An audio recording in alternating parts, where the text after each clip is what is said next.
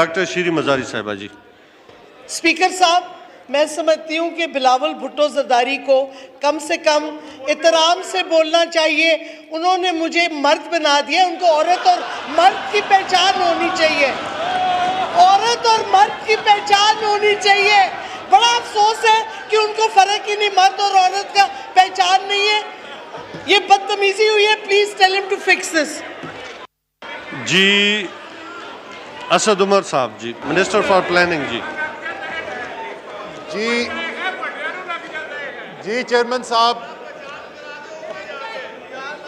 आपका बड़ा शुक्रिया। आज पाकिस्तान की पार्लिमानी तारीख का एक इंतहाई अहम दिन है और आज आपने इस वक्त बात करने का मौका दिया, इसका मैं शुक्रिया अदा करना चाहता हूँ। सबसे पहले कुछ बिलावल जरदारी साहब ने कुछ बातें कही थी, मैं उसका क्विकली ज़रा सा जवाब दे दूं और फिर जो मेरा मेन पॉइंट है मैं उसकी तरफ आता हूं। पहली बात उन्होंने ये की कि 7 मार्च को जो शाह महमूद कुरैशी साहब ने कहा कि 7 मार्च को अमेरिका में बातचीत हुई और 8 मार्च को पाकिस्तान में वोट ऑफ कॉन्फिडेंस आया, तो वो उसमें कोई ऐसा कंस्पिरेसी नहीं है, क्योंकि 7 मार्च जब अमेरिका में होता है तो 8 मार्च पाकिस्तान में पहुंच चुका होता है। ये दुरुस्त बात है, लेकिन रिकॉर्ड की दुरुस्तगी के लिए ये बता दें कि अमेरिका में वो बातचीत जो है वो शाम को 7-8 बजे हो रही थी। उस वक़्त पाकिस्तान में सुबह 4 बजे थे और यकीनन हमने रिकॉर्ड से देखा है कि ऑपोजिशन के members vote of no confidence फजर के बाद जमा नहीं कराने के लिए आए थे, ये जोहर के बाद आए थे। तो बातचीत अमेरिका में पहले हुई थी, यहाँ पर बाद में पहुंची। फिर एक सवाल पूछा गया कि शाह महमूद कुरैशी साहब जो हैं वो पार्लियामान की जो नेशनल सिक्योरिटी की कमेटी की मीटिंग थी क्यों नहीं थे? वो इसलिए कि वो चाइना गए हुए थे और वो चाइना से उसके बाद पहुंचे थे, इसलिए उसके अंदर वो शामिल नहीं हो सके थे। फिर सर उन्होंने बात की कि मुआशी बहरान की। मैं सिर्फ 2-3 बातें कहूँगा, उसके बाद हमाद अजहर जब बात करेंगे तो बड़ी तफसील से ये जवाब देंगे इस बात का। लेकिन मुआशी बहरान को सिर्फ पूजे को मैं समझ दूँ सिर्फ 2-3 चीज़ों से। मुस्लिम लीग नून ने 5 साल में मुल्क के अंदर जितना रोज़गार पैदा करने में कामयाबी हासिल की, यानी 57 लाख रोज़गार पैदा हुई मज़ीद पाकिस्तान में, तकरीबन उतनी ही इन्होंने 5 साल में 57 लाख, तहरीक इंसाफ में इमरान खान की हुकूमत में 3 साल में 55 लाख रोजगार पैदा हुए। ये उसके बावजूद है कि एक पूरी सदी का बदतरीन पैंडेमिक कोरोना की शक्ल में पाकिस्तान के अंदर भी आया हुआ था, जैसे बाकी दुनिया में आया हुआ था, उसके बावजूद ये कारकर्दगी।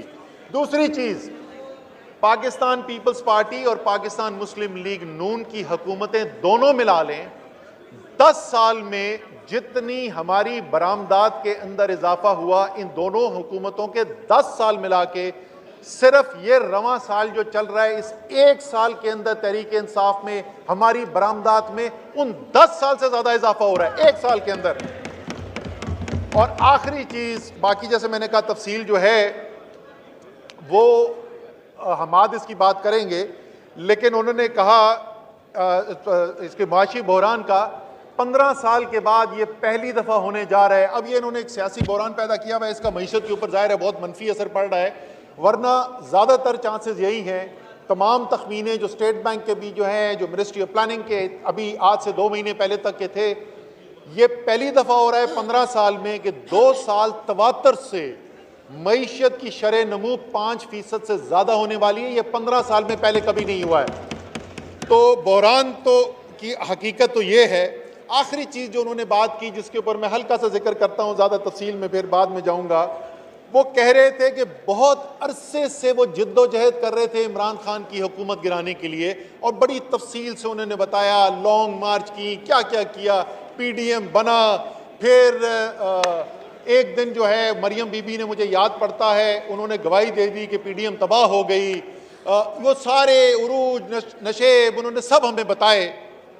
तो सवाल तो यही बनता है कि कोशिश तो आप सालों से कर रहे थे, ये क्या हुआ कि 7 मार्च को मुरासला भेजा गया और 8 मार्च से आपकी कामयाबी का आगाज हो गया। यही तो हम सवाल पूछ रहे हैं, यही तो सवाल पूछ रहे हैं। अच्छा सर, फिर आइए, अच्छा आखिरी चीज में इससे पहले कि आगे चलूं, मैं जरा इलेक्शन कमीशन के उसके ऊपर बात कर दूं। उन्होंने कहा कि 7 महीना का अरसा चाहिए उनको इलेक्शन कराने के लिए।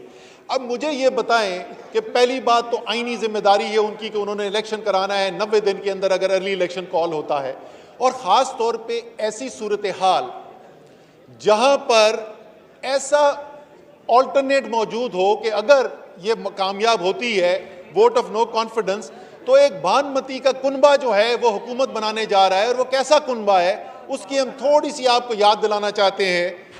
ये वो हैं जो पिछले 20 साल से एक दूसरे को मुल्क का गद्दार, एक दूसरे को चोर और एक दूसरे को डाकू करार देते रहे हैं।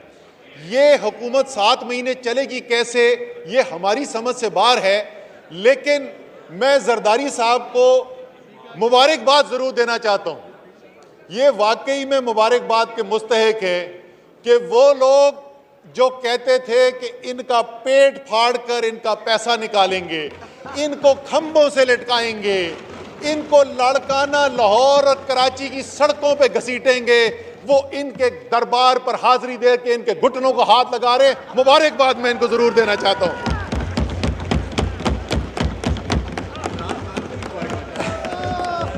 हाँ, और जरदारी साहब जो हैं, अगर वो इंसाफ पसंद इंसान है, जो मुझे यकीन है कि ये जरूर होंगे, तो ये इस मुबारकबाद के अंदर इमरान खान का हिस्सा जरूर मानेंगे। ना इमरान खान होते तो ना ये पहुंचते। अच्छा सर, अब आ जाए ये जमहूरियत पसंदी की जब हम कहानियां सुन रहे थे कि ये सारी जिद्दोजहद जो है वो जमहूरियत के लिए हो रही है, तो जरा जमहूरियत का जायजा दें। पाकिस्तान की कौम देख रही है, पाकिस्तान के नौजवान देख रहे हैं कि मुल्क के अंदर जमहूरी निज़ाम है। इस निज़ाम के लिए बड़ी बड़ी जद्दोजहद की गई, बहुत बहुत लोगों ने कुर्बानियाँ दी गई, लोग फांसियों पे चढ़े इस जमहूरियत को बचाने के लिए। तो कौन सी जमहूरियत है जिसका नमूना आज हमें देखने को मिल रहा है? ज़रा इसको तो देख लेना।